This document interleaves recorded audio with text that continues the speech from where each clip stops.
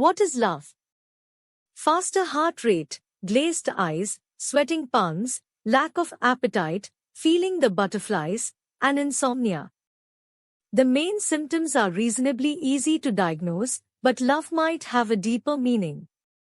Philosophically speaking, love can be defined as an expansion of the heart toward another human being.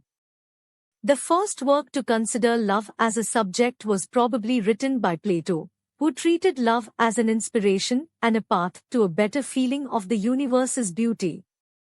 On the other hand, Schopenhauer perceived love as a trap, a trick to perpetuate the species.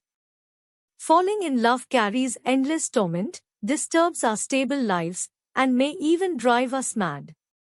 Schopenhauer's advice? Do not fall in love, no matter how tempted you may be. Is love a chemical process?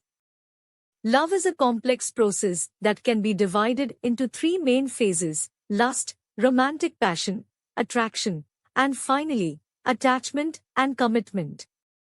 In each of these phases, a bunch of chemical reactions takes place in our bodies. Love is nothing more than a state of mind caused by chemistry. The first stage of falling in love serves to fulfill the need for sexual mating and procreation, caused by the hormones that drive sexual desire.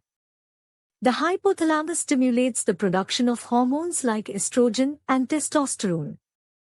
Without hormones, we could never reach the true love phase, and not every relationship evolves beyond the first level.